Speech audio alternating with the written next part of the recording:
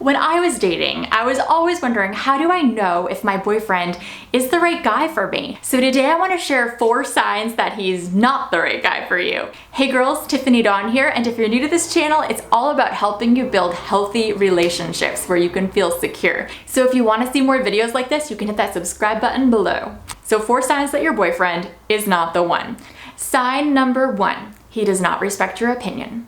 So much of building a life together is communication, talking through big issues, big decisions, and quite often you will disagree on things. There will be things you have to come to a compromise on. And if he does not respect your opinion, then eventually you are gonna feel not valued, not loved, and like every decision is made by him. So you have to find someone who respects your opinion, who doesn't belittle it, saying things like, oh, you don't really know what you're talking about. You're not someone who ignores your opinion, but someone who takes it seriously. That doesn't mean you guys will always go with your opinion, but it does mean that you will both have a voice that's an equal voice as you talk about decision making. Warning sign number 2 is control. This was the biggest red flag in my first boyfriend. At first I just took it as like, oh, he loves being a leader, this is so great. But eventually I realized that that's not what it was control. He was trying to dictate who my friends could be, the people we spent time with. He would try to guilt trip me for doing things he didn't want me to do, even if they were just hanging out with a friend I'd known for a long time, or wearing an outfit that he didn't like. And so there were all these things that he was trying to kind of control what I could and couldn't do and who I could and couldn't be friends with.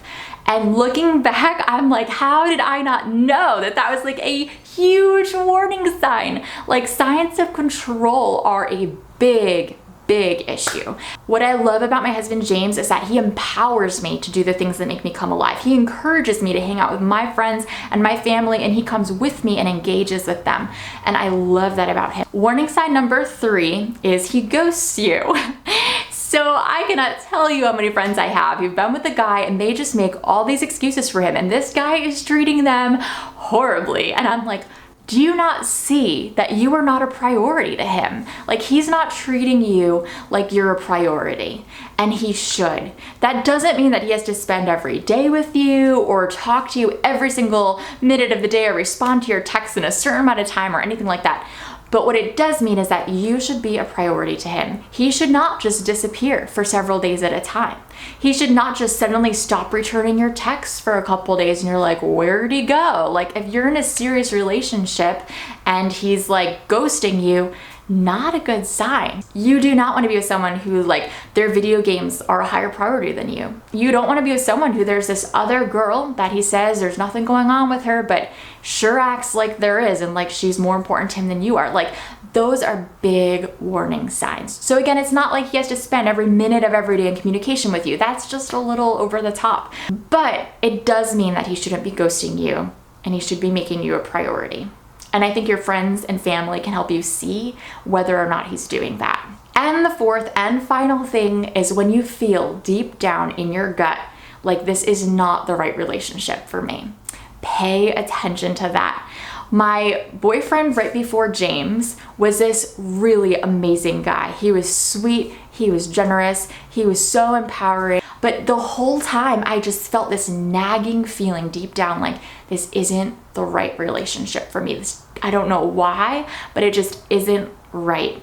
And I was tempted to ignore that because there were so many great things about our relationship. But I'm so glad I didn't, because I feel like deep down, like, God was guiding me. But here's the thing, we have feelings and they do go up and down, and that's normal. Especially at the beginning of a relationship, that is so normal.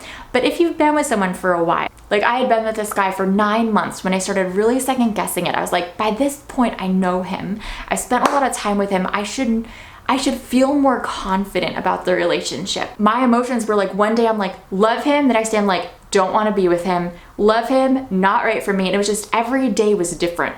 And when there's that constant, over time, nagging feeling or irking sense that this might not be right, pay attention to that. You want to feel confident over time. Like with James, I felt confident. It wasn't that I never had questions. It wasn't that I never had doubts, but there was this underlying sense of confidence and peace.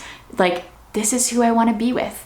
and I think it's a good thing. So if you want to know what to look for in a guy, how to know if he is a good fit for you, then check out this video linked up above. There's 7 things that are so important to look for, plus a bonus one from James, my husband. Love you girls, and I'll see you there. Bye.